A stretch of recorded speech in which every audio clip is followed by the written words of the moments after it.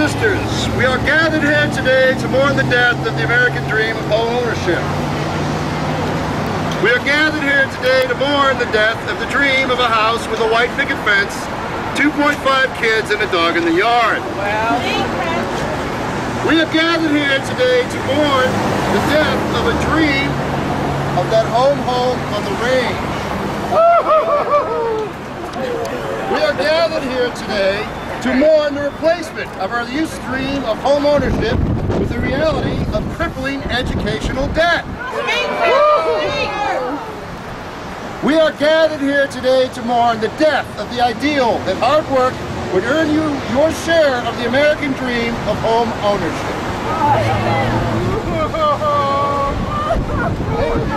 Think of your friends that have lost their homes. How many people here know somebody who's lost their home to foreclosure? 2 of them right here.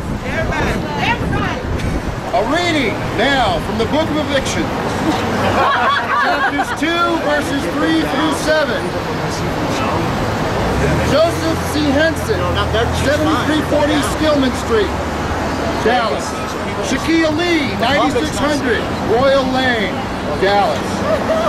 Wendy Ann Glenn Cordish, 1622 Centerville Road, Dallas. Audrey Cromacall, 5100 Verde Valley Street, Dallas. Michael Bizzolante, 9823 Walnut Street, Dallas. Henry Jackson, 9805 Walnut Street,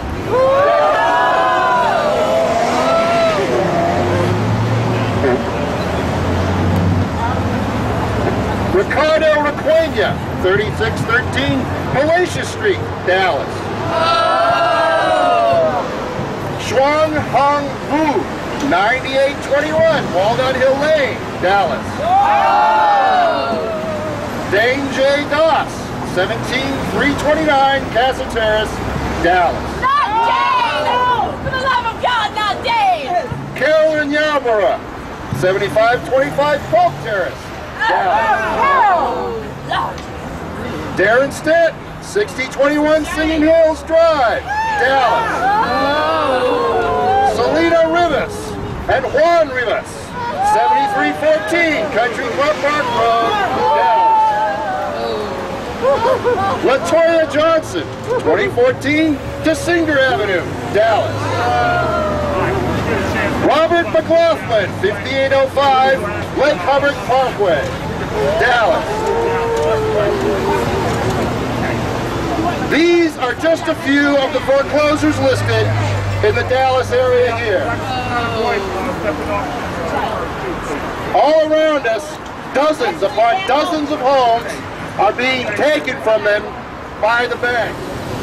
My husband and I were trying to live the American dream, but we ended up dreaming a nightmare.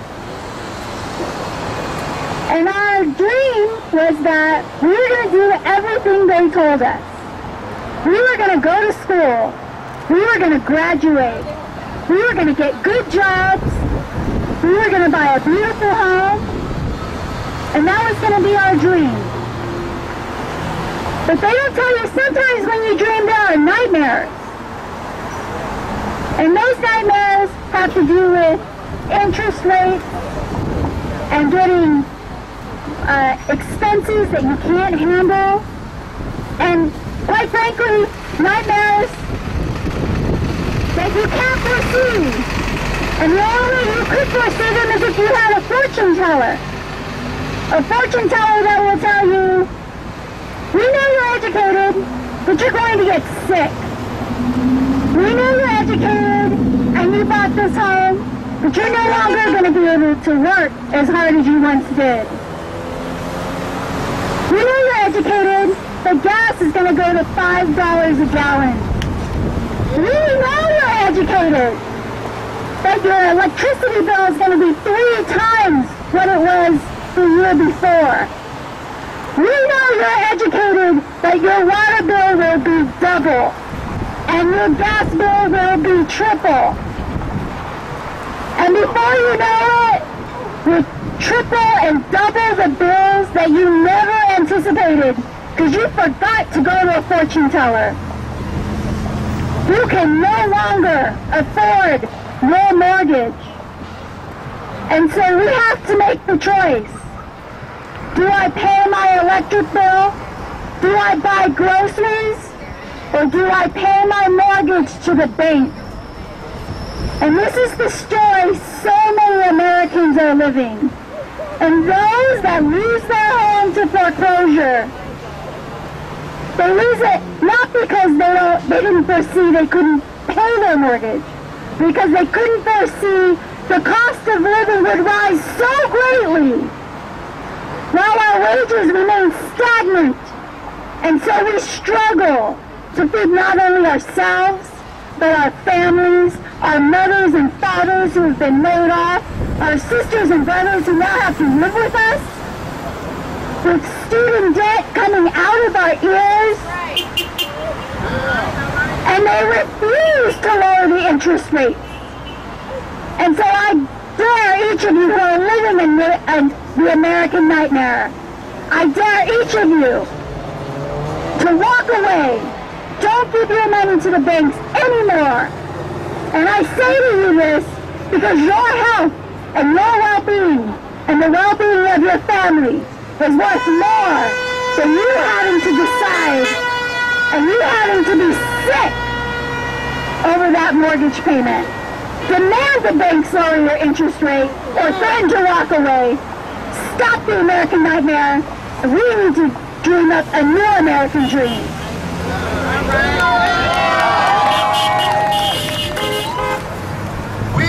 Now I'd like to lay some facts on you.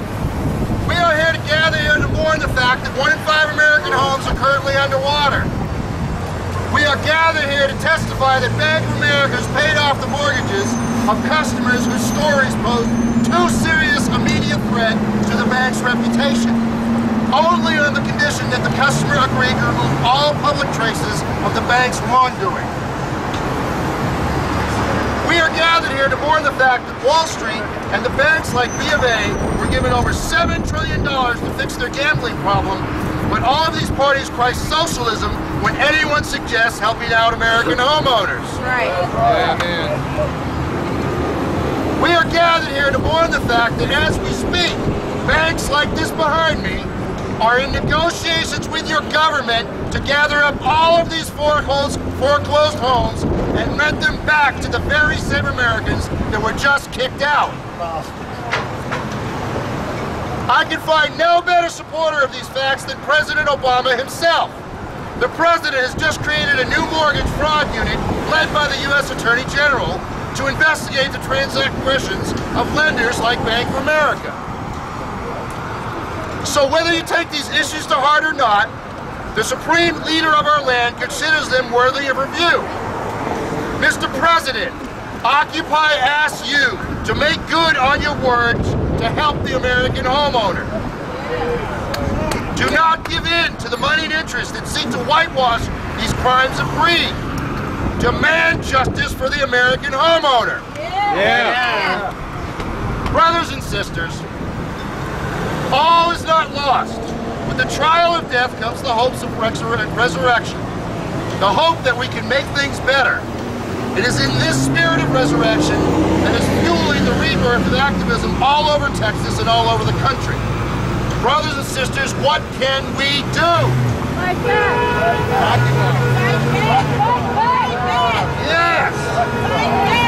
Keep the message alive. The entities guilty of all these offenses want everyone to forget about their victims. They want them to be cleared from the market. Tell your elected representatives, tell your friends, tell your preacher, tell your mailman, tell everybody that this will not stand. Tell yourself that I'm going to talk to 3 people today or this week about this injustice. Yeah. If you know someone who is underwater on their home, have them contact the Neighborhood Assistance Corporation of America. They are an excellent outfit. We have people who work there who can help you out.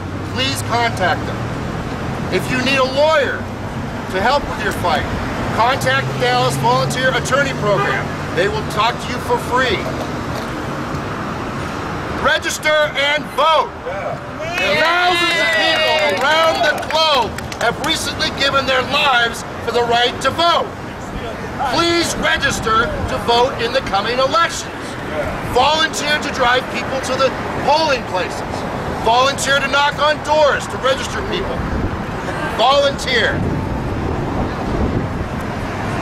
This could be the last free election that you all see for many, many years to come. Get educated. Learn about the facts. Learn about the propaganda. And learn how to distinguish between the two. Right. Get involved. Commit to your favorite activist group. Whoever it is. However they roll. Your contribution counts. How's it going? Move your money out of these banks. 5.6 million Americans have moved their money out of these banks in the last 90 days. Yeah. Right. Credit union. Use the power of your flavor of social media to spread our message and steer public opinion in a rational direction. Get online. Tell your friends what's up. I leave you all with two things. A question and a call. What are you going to do to restore the American dream? And the call is, don't let the dream die. Occupy!